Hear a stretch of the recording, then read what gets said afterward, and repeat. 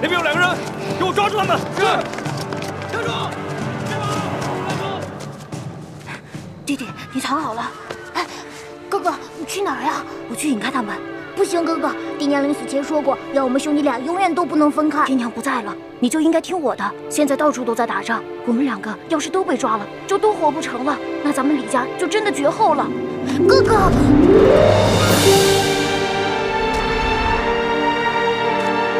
在这边，快！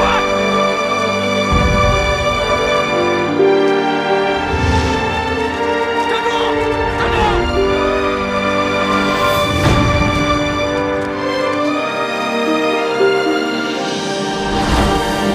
为了保护我弟弟的命，我拼着自己的性命不要，去引开军兵。后来，我被张献忠的部下掳走了。张献忠见我体格健壮，就将我收作义子，从此跟着他南征北战。而我这个弟弟，我苦苦的追寻找了他多少年，却始终下落不明。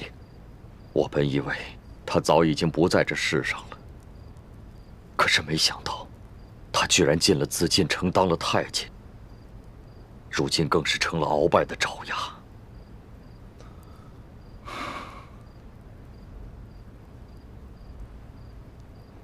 义父，要不要跟他挑明身份，让你们兄弟相认？不，如果你跟他挑明关系，那你跟易欢就暴露了。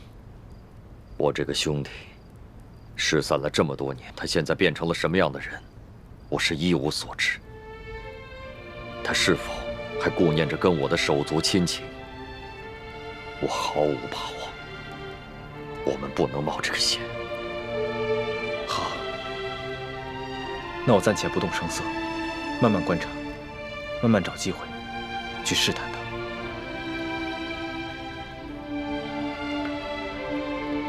哦，对了，这件事情你不要告诉易欢，他个性冲动，我怕他沉不住气。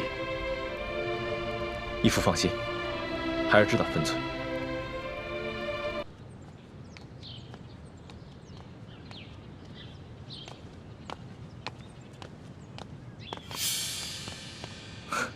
李公公，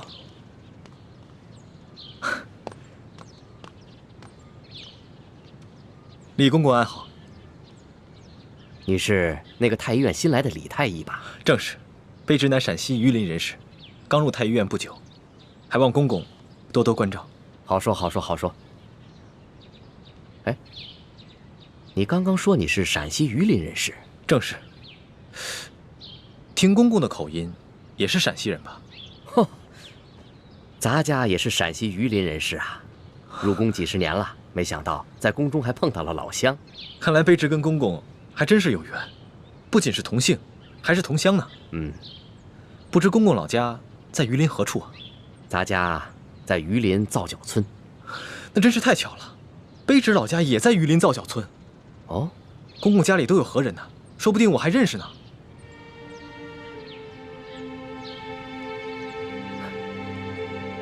不可能，不可能，不可能，不可能！咱家进宫已经30多年了，那个时候家乡闹兵祸，我的家人都被张献忠的部下给杀死了。卑职不小心触及了公公的伤心事，实在是抱歉。无妨无妨。李太医，你是咱家在这宫中遇到的第一个同乡，又都姓李，这说起来，咱们500年前还是一家人呢。你放心吧，咱家日后一定会多多照应你的。多谢公公。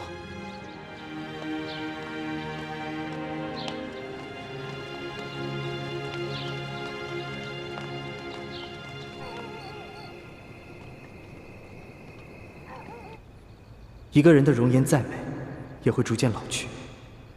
我们应求心之快慰，而不是因为皮相上的一点小瑕疵就郁郁寡欢。姑娘，其实你只是一侧的脸颊有一点小小的伤疤，可是你的五官以及轮廓却是那么的精致。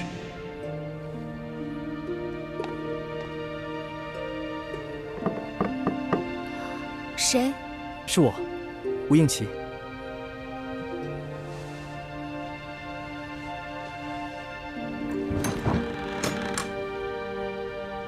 倩影姑娘，这么晚了，没打扰你休息吧？哦，请进来坐。啊，我就不进去坐了，以免被好事之徒看到，有碍姑娘清誉。哎，对了，我看昨日你的行李被劫匪烧毁了，这是我为你准备的一些衣衫服饰，不知姑娘可否喜欢？多谢公子。那时候不早了，我就先告辞了。哎，等一下，公子，你的腿怎么了？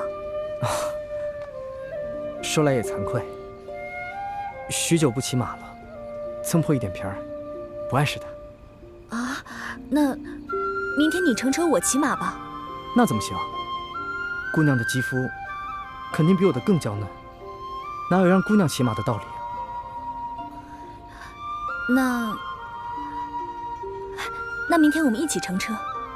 公子的腿伤，等好了之后再骑马也不迟啊。这恐怕不太方便吧？有什么不方便的？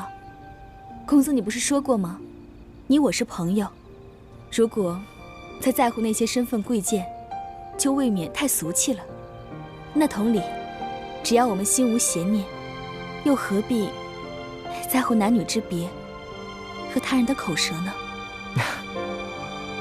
姑娘倒真是洒脱，倒是我太拘泥于礼法了。那就先这样，我告辞了。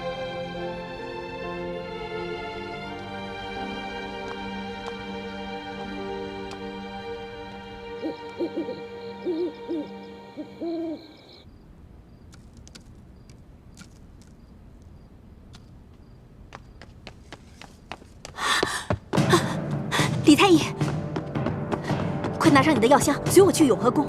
厉贵人刚刚在御花园遇刺了。什么？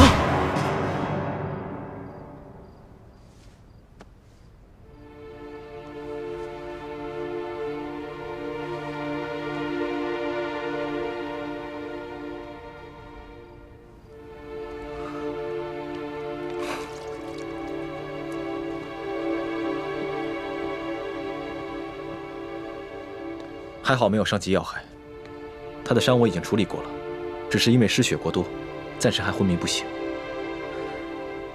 究竟是什么人这么大胆，居然敢在御花园行刺后宫嫔妃？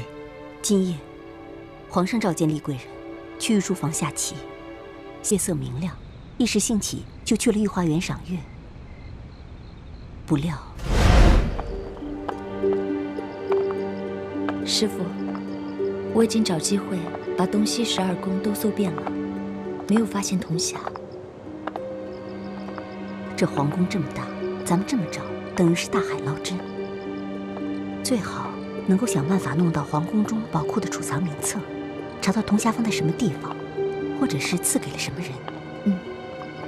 我正想尽快结交大内总管李德福呢。等一下，好像有人在跟踪咱们。好像是2个男人，而且他们的呼吸很重，应该武功不高。但是他们的行踪诡异，只怕不怀好意。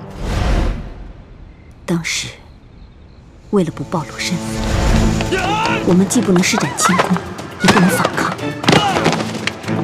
而只能借着巧劲避开要害部位。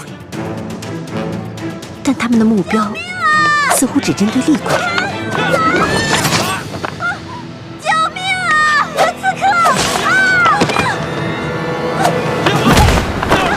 我装作凑巧滑倒，把其中一个人推进了池塘，另一个人还想继续行凶。幸亏有巡夜的侍卫听到呼救声赶了过来。快！这边！别跑！救命啊！快！刺客往那边跑了！往那边跑了！抓刺客！在那边！站住！别跑！究竟是什么人？有没有发现什么线索？没有，但是想要擒住这个人不难，可惜我们不可以暴露我们自己的武功啊。会不会有人识破了倾城的身份？不可能，如果识破了身份，他们不应该暗杀我们，他们直接揭发我们就好了。这2个蒙面人能够逃过宫里的搜索，应该就是这宫里的人，而且还一定有地位。今夜的行刺，一定是受人指使。能在这宫里买凶杀人的人并不多。鳌拜，可是鳌拜有什么理由要对倾城下手？等等，你这么一说，我倒是觉得，其中有一个蒙面人的身形和眼睛甚是熟悉，有点像李公公。李公公，这样就没错了。李公公就是鳌拜埋在康熙身边的奸细，多半是鳌拜觉得倾城挡了奕欢的道，所以才让李公公暗杀厉贵人。等我明天去见见鳌拜，探探情况。大师兄，倾城，你醒了。大师兄，估计还没有醒呢，他只是在说梦话。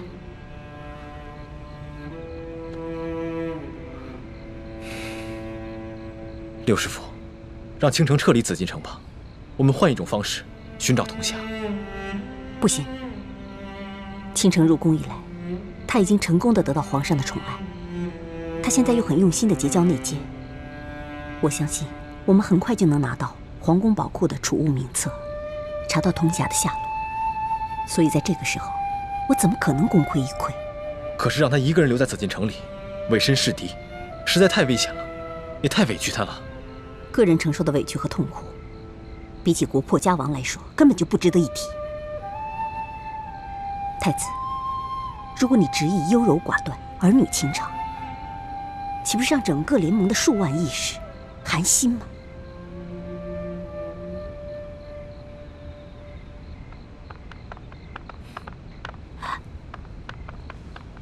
厉贵人的伤势已经处理好了，李太医辛苦了。那微臣先告退了，回头微臣再煎一副治伤的药来。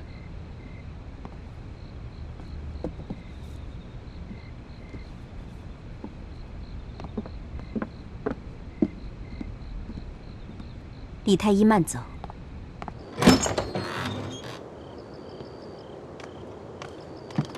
李太医，欢大爷。李太医，我随你去太医院给厉贵人取药吧。有劳欢大爷。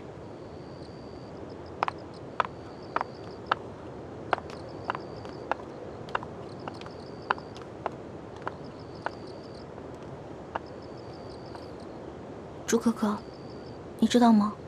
我刚才听见雪姐姐在昏迷中喊了你的名字。这应该只是凑巧吧。人在虚弱的时候，总是很容易想起自己的亲人了。可他最亲的人是六师傅啊，但他喊的是你的名字。朱哥哥，你不会迟钝到连雪姐姐的心思都不知道吧？欢梅，别开玩笑了。我没有开玩笑。以前在明珠谷的时候，我跟雪姐姐也同枕共眠过。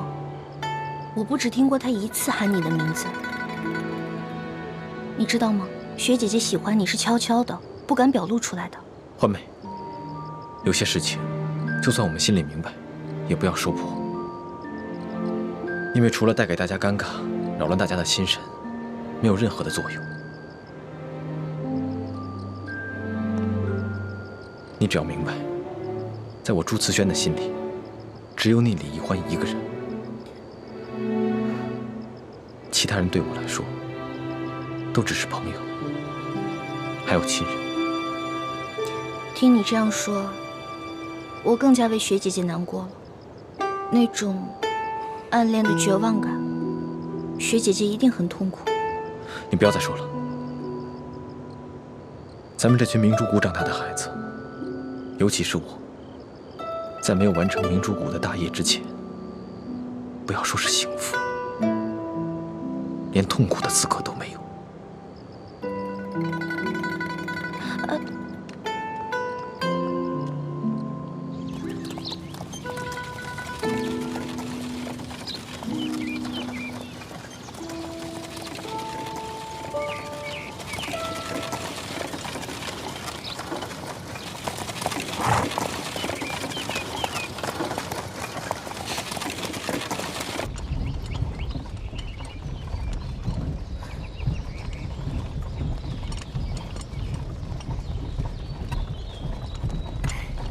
倩影姑娘，我送给你的衣服，可还合你心意？都很好，不仅质地好，做工也很精致，也很合身，有劳公子费心了。那你为何不穿呢？这旅途之中风尘仆仆的，我舍不得。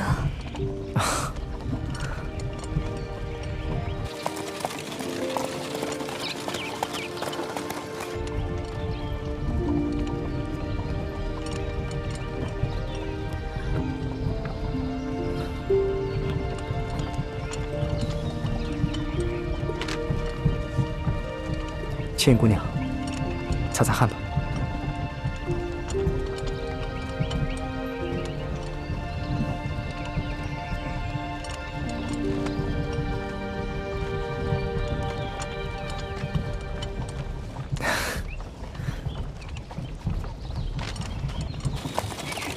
停！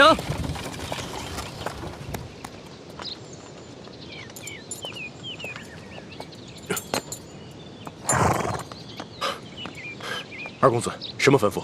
找一个幽静之地，让我们避避暑。等热浪过去之后，我们再走。卑职遵命。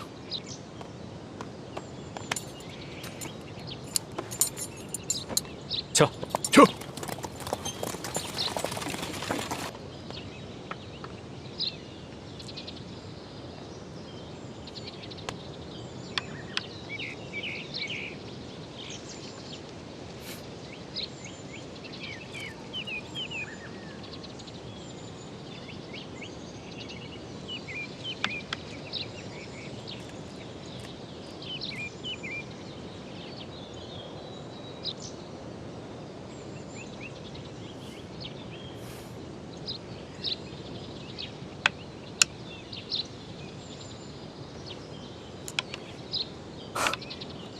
我快输了。倩影姑娘不仅武艺高强，连棋也下得这么好。我虽出身寒门，可在乡邻里有很多隐居的奇人异士，他们都很热心，经常会教我们。所以，无论是琴棋书画，还是武功技艺，我们都略会一些。原来如此。在这改朝换代之际，总有一些不肯食新君俸禄的前朝高人，宁可隐居山林，传道授业。这样既可以独善其身，又兼济天下，真是令人佩服。吴三桂虽然现在权倾天下，但谁不在背后骂他是卖主求荣的大汉奸？可是从吴应奇的话里，似乎能听得出来，他对他父亲也有些不满啊。公子，你这话要是被令尊平西王听到了，怕是有些不妥吧？的确，若是在我父王面前，我确实不敢如此放肆。可是，在姑娘面前，我却可以放下一切，畅所欲言。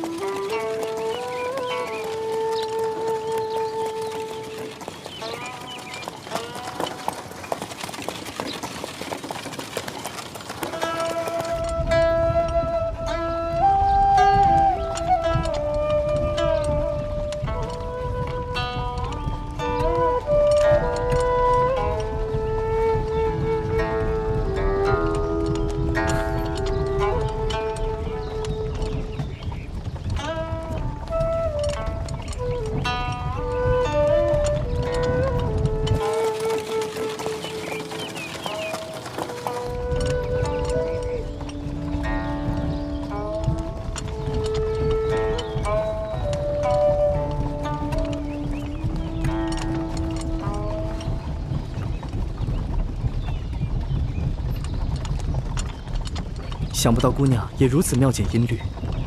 妾也是听到公子琴声优美，一时兴起，献丑了。这首《凤求凰》，我不知弹了多少遍，可从未有过今天这般尽兴。姑娘配合的箫声恰到好处，这首合奏真是痛快，痛快。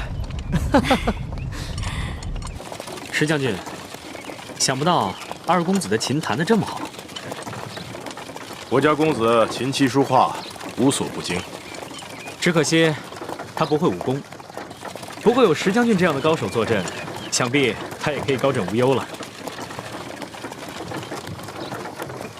我家公子最喜欢弹的就是这首曲子。不过在下是个粗人，戎马一生，不懂音律。哎，叶少侠，你可知这个曲子是什么曲子？此曲名为《凤求凰》，乃司马相如所作。相传，他曾经以此曲得空向卓文君示爱，最终俘获了卓文君的芳心。是吗？没想到叶少侠自称猎户出身，竟然如此博学多闻。石将军说笑了，在下可算不上博学多闻，只不过临湘有一个私塾先生酷爱古琴，我有幸听他抚过此曲罢了。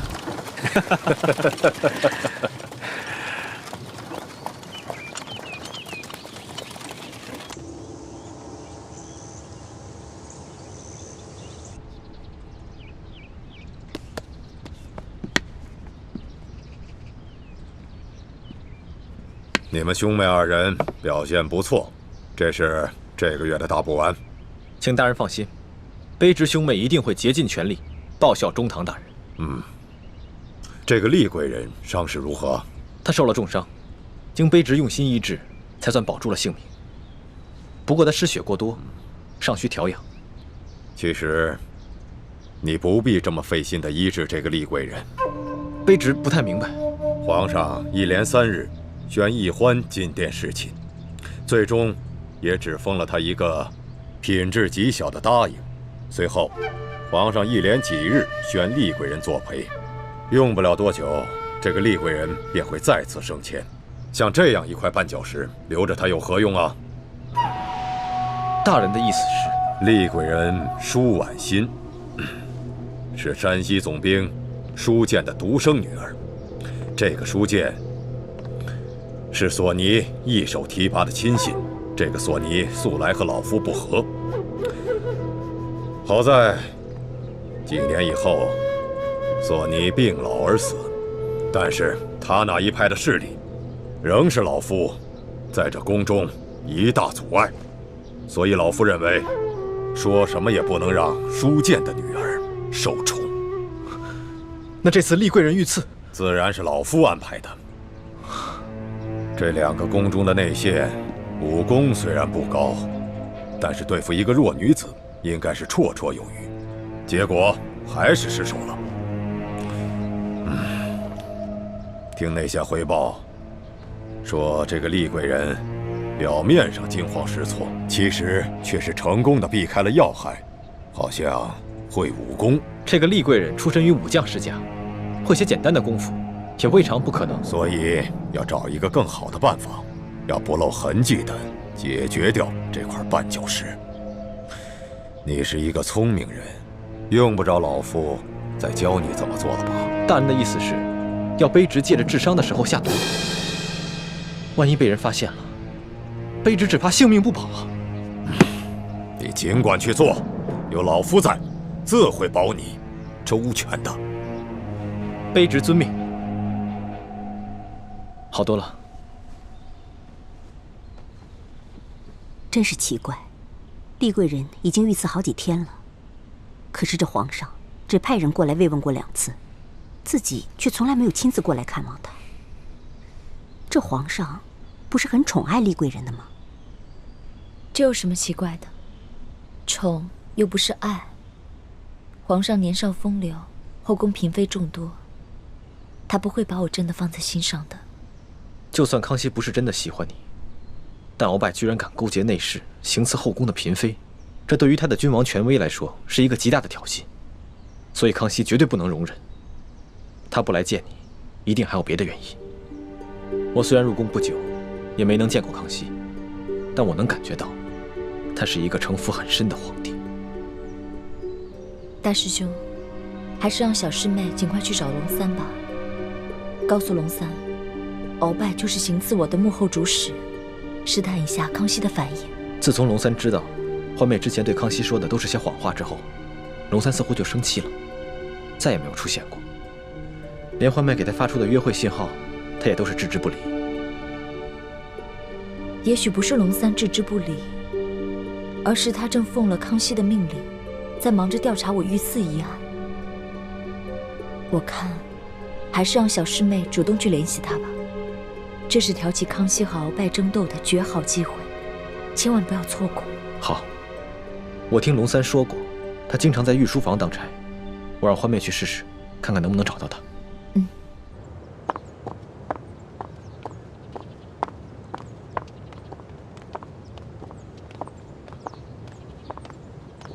哎，站住！看你这身打扮，你应该是个答应啊？怎么这么不懂规矩，跑到这御书房来了？哎，你怎么这么眼熟啊？啊，我想起你来了，原来你也是侍卫，在御书房当差啊？龙三呢？我要见龙三。你是？你忘了我了？大概3个月前吧。当时刑部正押着一群要犯，去菜市口斩首，咱们碰到了。当时你跟龙三在一起，想起来了吗？哎，小孩儿，哎，干嘛呢你啊？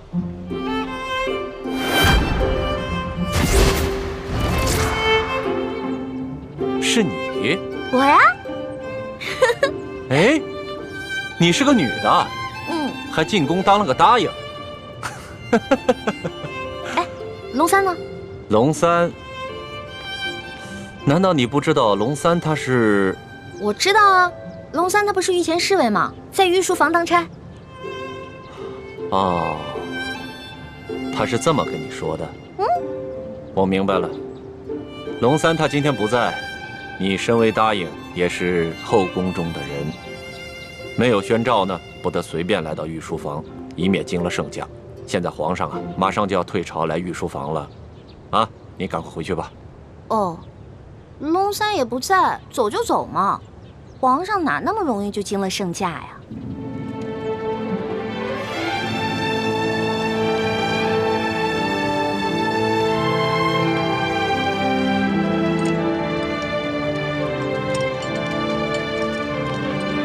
哎呦，皇上来了，快快快！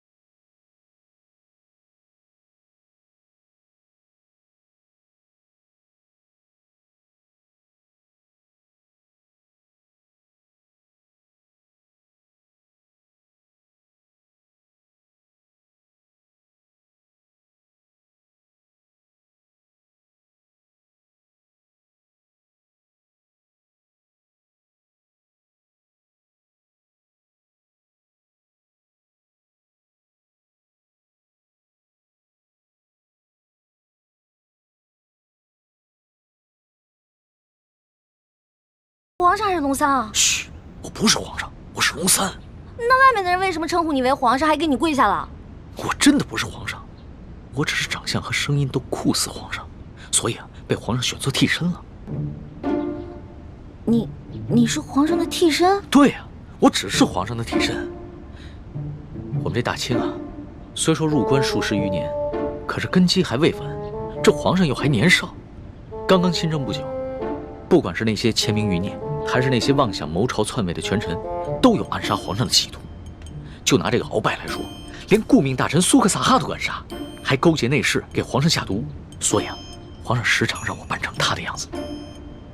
我就说嘛，你吓死我了！你怎么可能是皇上呢？你要是皇上的话，怎么可能半夜3更的去御膳房偷东西呢？还跟我结拜兄弟了，是不是？对对对。所以皇上3日侍寝，不肯让我看他的样子，一直戴着面具，就是怕我发现，是不是？对呀。所以你现在知道了，为什么你在宫里面打听不到侍卫龙三这个人？因为我不是普通的侍卫，我不站班儿，我只是在必要的时候出来替皇上一下。那也就是说，你是皇上的替身，那就得替皇上挨刀子了。我身为臣子，当然要效命于皇上了。再说，皇上待我不薄，我也是心甘情愿替他卖命。龙小弟，你太可怜了。你说你当皇上的替身，皇上对你好，说白了就是让你去给他卖命。哼，从古至今，所有的皇帝都一个样，自私自利，全都是冷血无耻之徒。老大，你就别当我的面说皇上的不好了，你这不是为难小弟吗？哎，你今儿怎么想起跑这御书房来找我了？还说呢，几天都不理我。我有重要的事情要告诉你。重要的事情？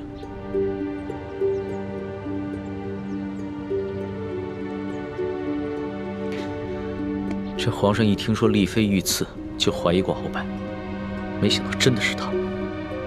可不是嘛，这个鳌拜勾结内侍，行刺嫔妃，简直是胆大包天，把皇上都不放在眼里。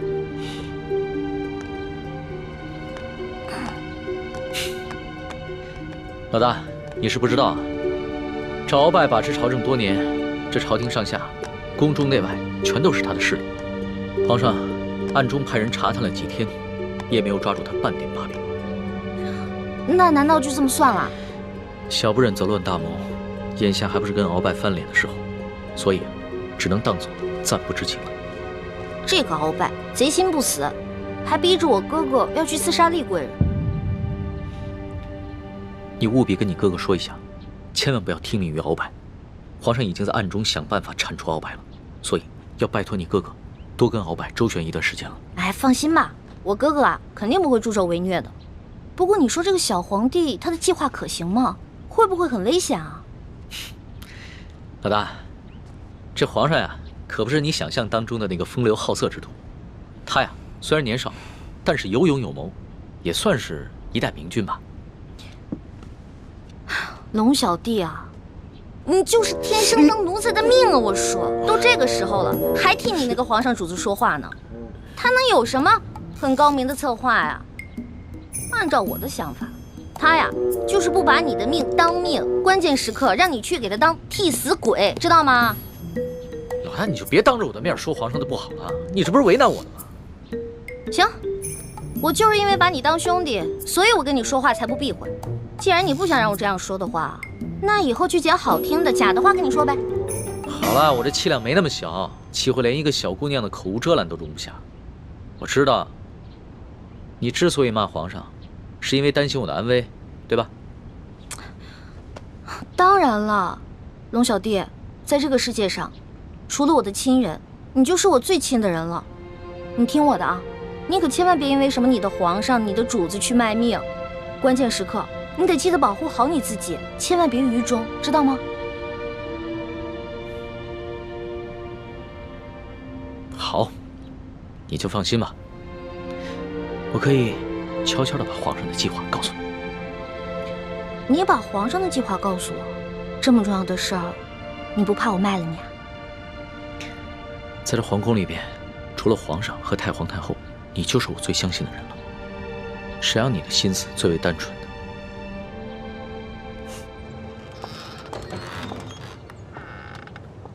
李德福，送欢答应回永和宫。这。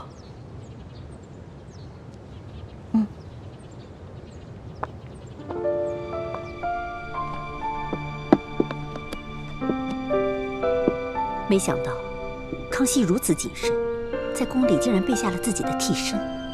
在我们入宫计划方案中，第一步是拿到铜匣，第二步就是刺杀康熙。我们一定要周密计划，务必要分清楚谁是替身，谁是真正的康熙，确保一击成功。这就需要小师妹多想想办法了，查清楚龙三的行踪，什么时候会去假扮康熙，又如何区分二人的差别？其实也没什么可难的，至少在临幸后宫嫔妃的康熙，不可能是替身。到时候拿到了铜匣，他再召你侍寝，我们就有机会了。六师傅，此计虽然可以暗杀成功，但忽略了倾城师妹的安危，恐非上策。有大师兄的担心，再危险也值得了。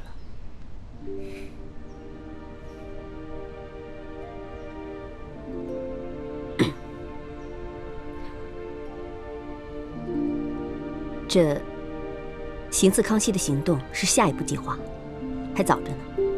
我们还是现在想一想接下来的行动。康熙居然会派几个会摔跤的小子去擒拿鳌拜，这个计划比我们未来行刺的计划更加冒险。不如我把康熙擒拿鳌拜的计划告诉鳌拜，鳌拜岂会坐以待毙？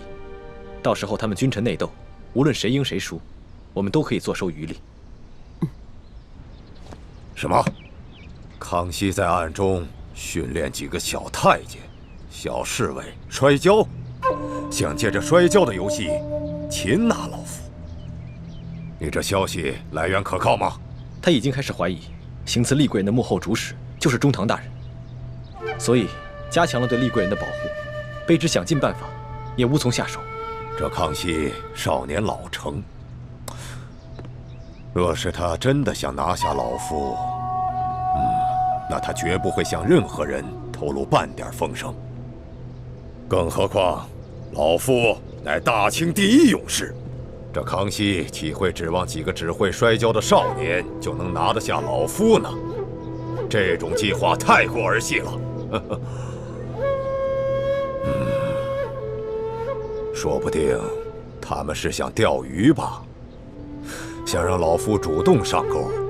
若是老夫先动手，那就中了他们的计了，那他就可以名正言顺地下诏拿下老夫了。中堂大人思虑周密，卑职佩服。不过，宁可信其有，不可信其无。若是皇上单独召见中堂大人，大人小心防备为好。老夫这大清第一勇士可不是浪得虚名，又怎会怕他那几个只会摔跤的少年呢？更何况老夫在宫中埋伏下了不少的心腹死士。若是康熙小儿真的敢冒险与老夫翻脸，那老夫定会让他后悔莫及。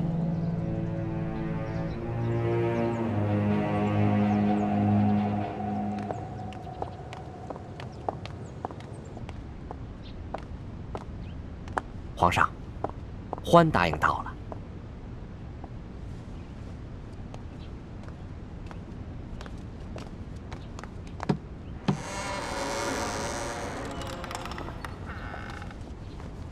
奕欢，叩见皇上。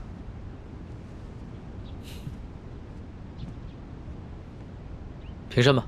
谢皇上。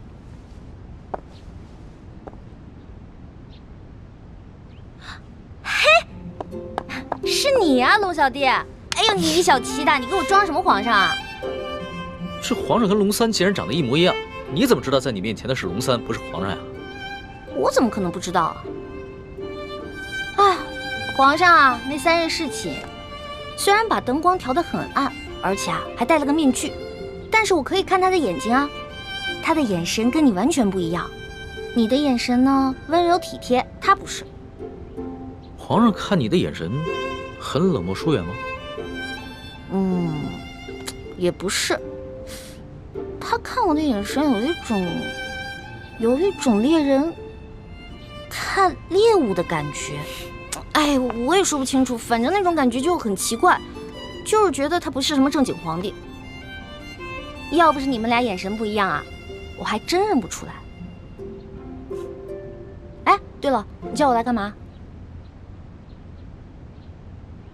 我这次叫你过来呢，是想跟你道个别。道别？你要去哪儿啊？还记得我上次跟你说过的要擒拿鳌拜的计划吗？今天就是计划展开的日子。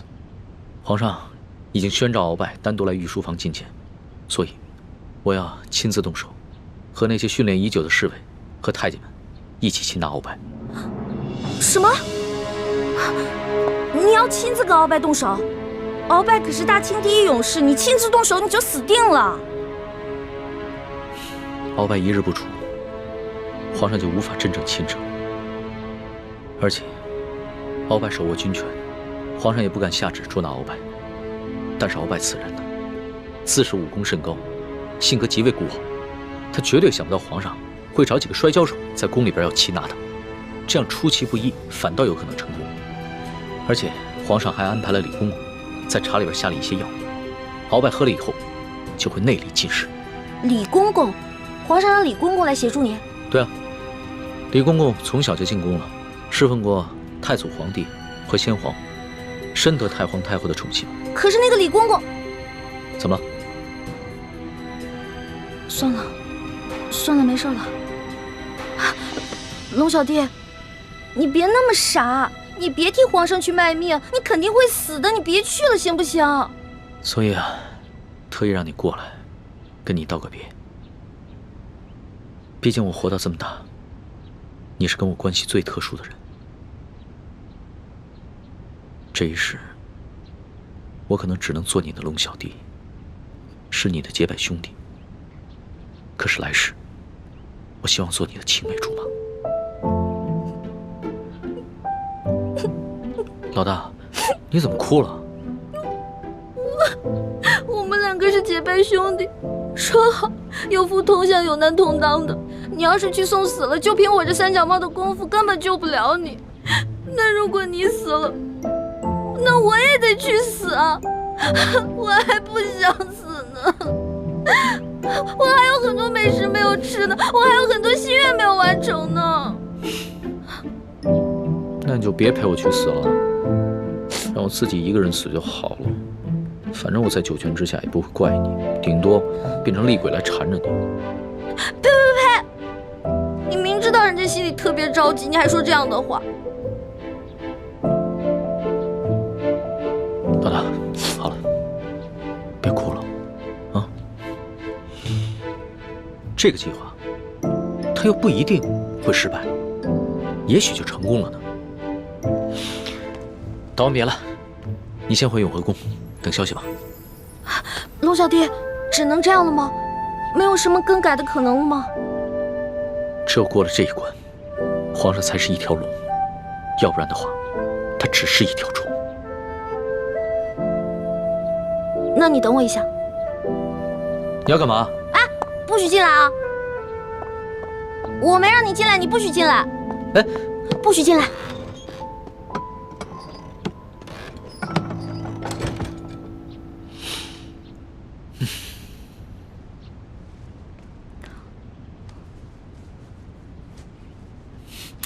老大，你好了没有啊？你再不出来，鳌拜可就来了。哦，我知道了，知道了，马上。老大，我进去了啊。老大，你好了没有？老大，你不会真是以为我要赴死了就要以身相许了吧？呸！你怎么变得跟那个小色皇帝一样了？真是近墨者黑。喏，给你的。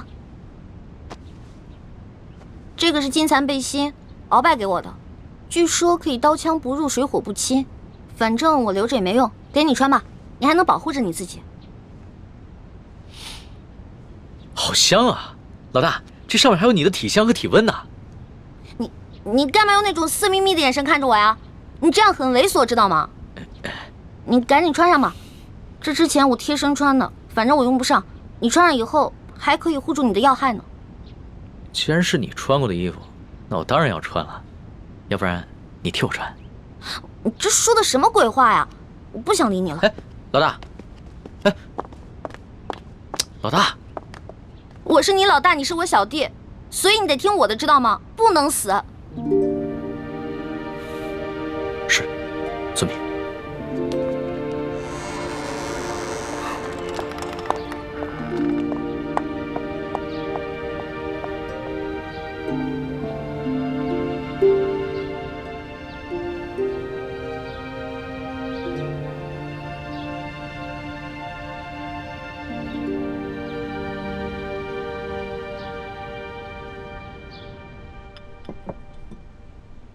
六师傅，康熙擒拿鳌拜的计划如箭在弦，一触即发。依您看，结果会如何？这很难说呀。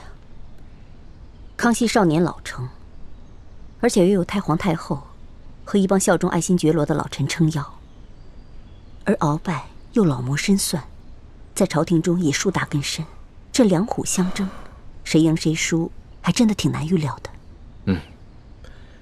不管是谁赢谁输，对于咱们整个联盟来说，都是有利无弊。咱们不妨坐山观虎斗。薛姐姐，一欢，怎么了？薛姐姐，刘师傅，快点去救人！出什么事了？你要救谁啊？救龙三。龙三怎么了？今天康熙要在御书房擒拿鳌拜，但他自己不敢去，却让龙三扮成他的样子，带那些小侍卫、小太监去抓鳌拜，而且他还让李公公在鳌拜喝茶的水里放药。可是李公公是鳌拜的人啊，他肯定把这些计划都告诉鳌拜了。环妹，你犯糊涂了吧？就让康熙跟鳌拜去内斗好了，你急什么？如果真的是康熙的话，我不可能着急。可是去的是我的兄弟龙三啊，我们是拜过把子的兄弟，如果他死了，我怎么办啊？我们有福同享，有难同当的。你和那龙三结拜，本来就是闹着玩的，你还当真了？朱哥哥，你说什么呢？我们是认认真真的结拜，怎么是闹着玩？这龙三平时对我这么好，如果我见死不救的话，那太不像话了。可如果为了救一个龙三，我们几个都出手的话，这样太危险了，我们很容易暴露自己。环妹，你对龙三真的只是结拜之情吗？朱哥哥，现在都什么时候了，你还在胡思乱想？大师兄，小师妹虽然任性顽皮，但是她还是很有是非原则的。她对那个龙三一定只是结拜之情。还是薛姐姐了解我，没错，我不想欠人情，我更不想欠人一条命。玉欢，你可别忘了你现在的身份，你是大明郡主，是未来大明太子妃。那你现在的什么龙三结拜大哥的身份，跟这个身份比起来，根本就是不值一提。更何况龙三又不是为了你去死，他为的是他的皇帝主子。可是，好，那我们就不去帮助龙三。也就是说，如果龙三败了，康熙也就败了。康熙一旦败了，这个鳌拜就会发动政变，让他自己当皇上。鳌拜这个人生性残暴，如果他当了皇上了，比康熙更难对付。而且那个时候，薛姐姐你怎么办啊？可是我们换个法子，我们协助龙三，帮助了康熙，打败了鳌拜。到那个时候，我们就得到了康熙的绝对信任。到时候你们就有机会进宝库去找铜匣了。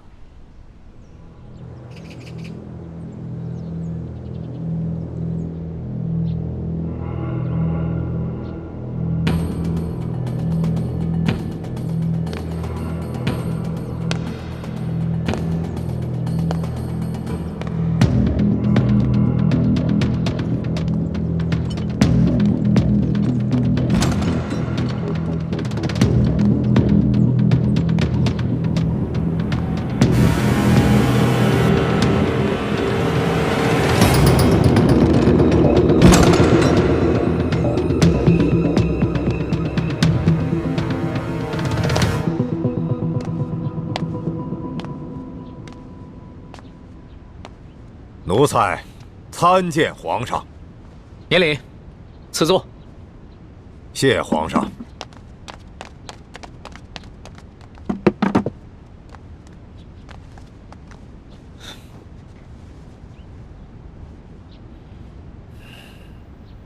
此茶，这。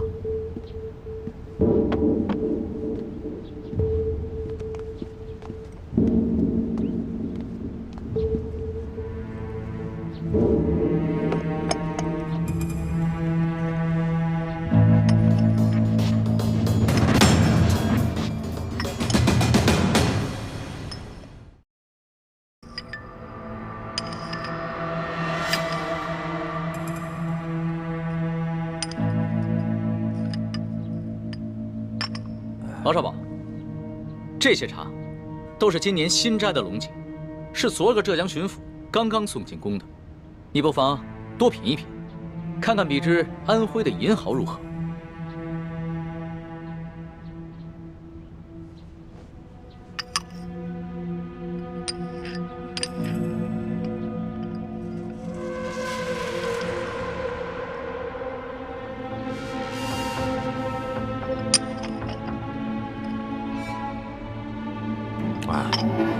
奴才是个粗人，什么茶到了嘴里都是一个味儿。皇上宣召奴才，有何事垂询啊？敖少保，你不妨先看看这些奏折。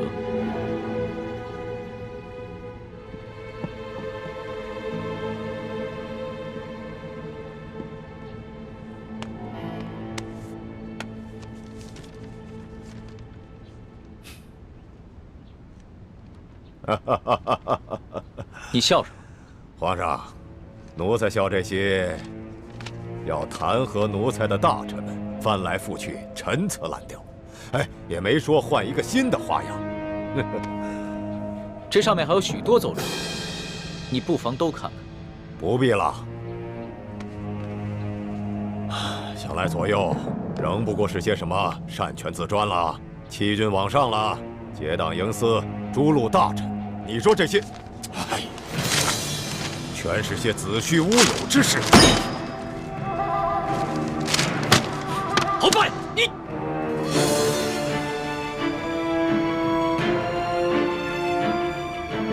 皇上，这数十位联名上书的大臣，分明就是在构陷奴才，这是在离间你我的君臣之义，这简直就是对皇上的大不敬。奴才恳请皇上下旨，让奴才把这些乱臣贼子一一捉拿。你凭什么说这些弹劾你的奏折都是构陷之词？皇上，这些要弹劾奴才的奏折，究竟是什么性质？那仅仅是在皇上的一念之间。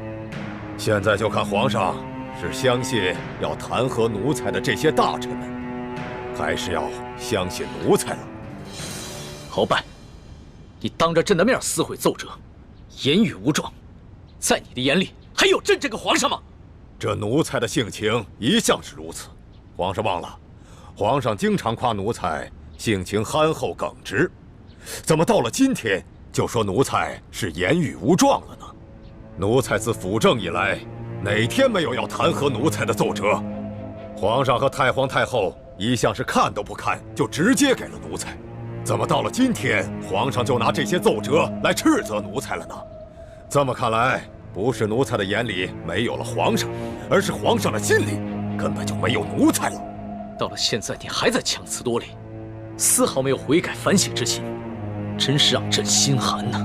好了，皇上，你也不必处心积虑地挑奴才的刺儿了。皇上现在无非是翅膀硬了，想独揽大权，嫌奴才碍眼了。还是老话说得好，鸟进弓藏，兔死狗烹。皇上要如何发落奴才，就请直言吧。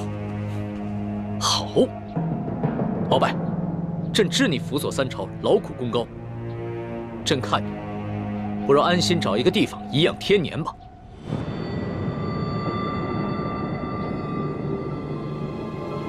皇上真是体恤奴才啊，奴才真是感激涕零啊。但是皇上，你不要忘了，奴才是先皇遗命的辅政大臣，担负着协助皇上处理朝政的职责。现在皇上身边奸臣环伺，奴才尚未清君侧，又如何敢颐养天年呢？鳌拜啊，鳌拜，想不到你还是如此执迷不悟，真是有负先皇深恩，枉费朕的一片苦心。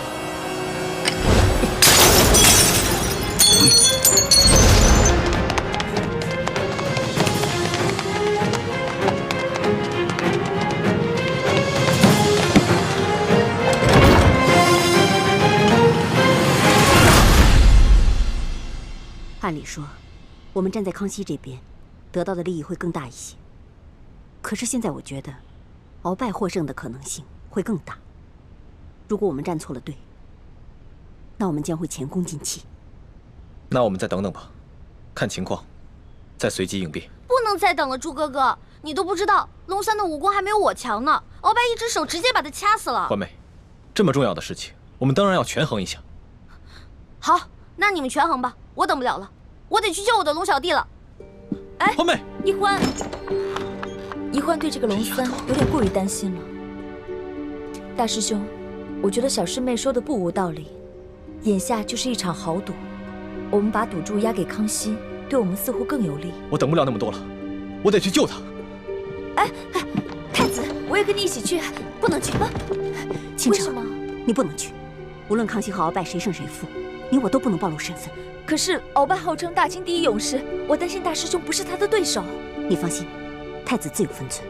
如果情形不对，他一定会及时发出求救信号，到时候我们再见机行事。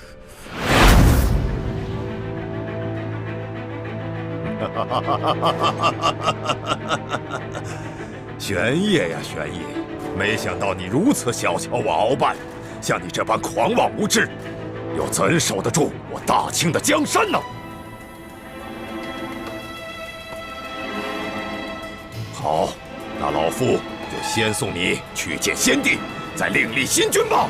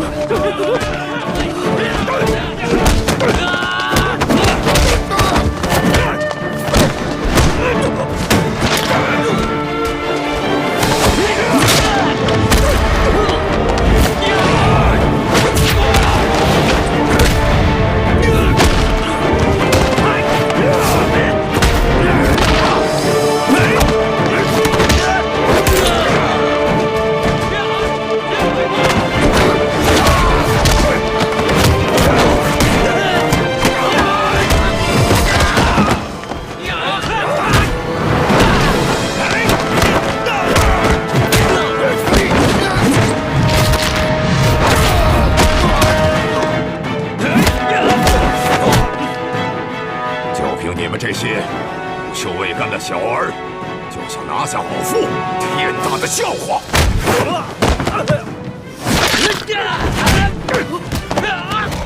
李德福，这让你准备的东西你备好了吗？回皇上，奴才岂敢抗旨？奴才确实在闸里下了内力散，奴才也不知道为何会失去效果啊！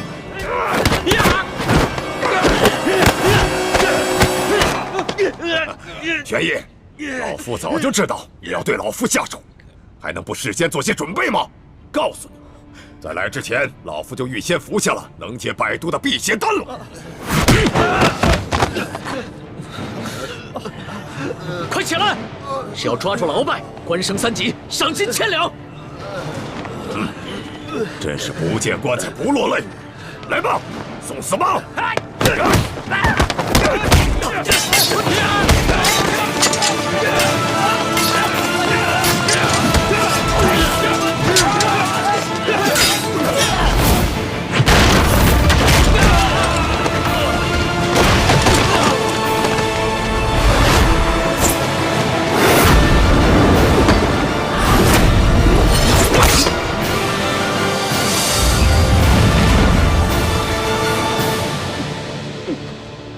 皇上，你这是想和老夫比试比试武功吗？我说你平时的聪明劲儿都哪儿去了？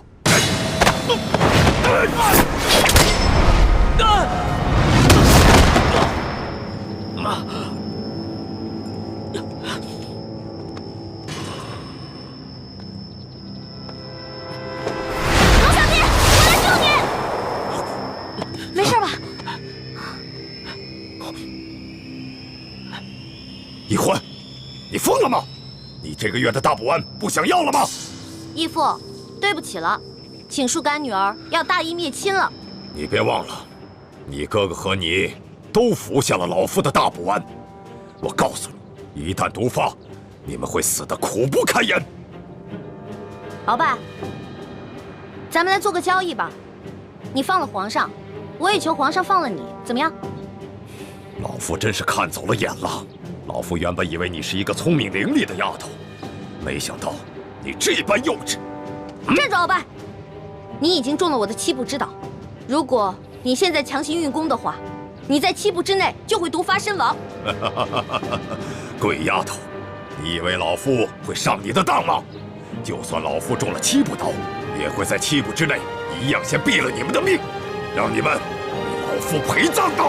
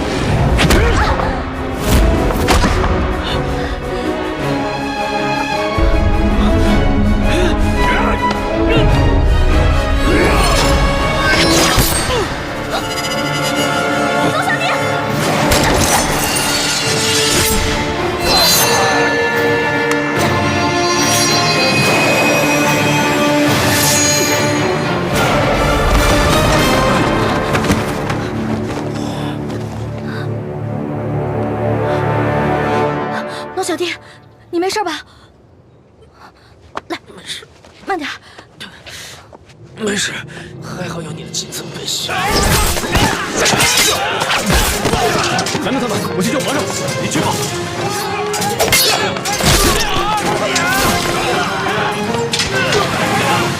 小丫头，你把老夫的金蚕背心也给了皇上，看来你对皇上是动了真心了。只可惜，就算是皇上穿了金蚕背心，老夫也一样要他的命。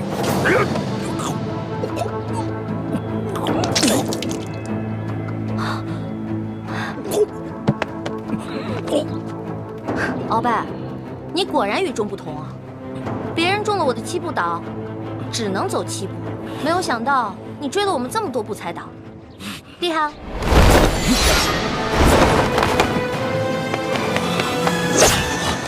朱哥哥，简青，快杀了这个小皇帝，杀了他，杀了他，就是大功一件，老夫就会把你们兄妹2人的大补丸的解药给你们，还会升你为太医院的院判。快，杀了他！朱哥哥，好，你可别糊涂啊！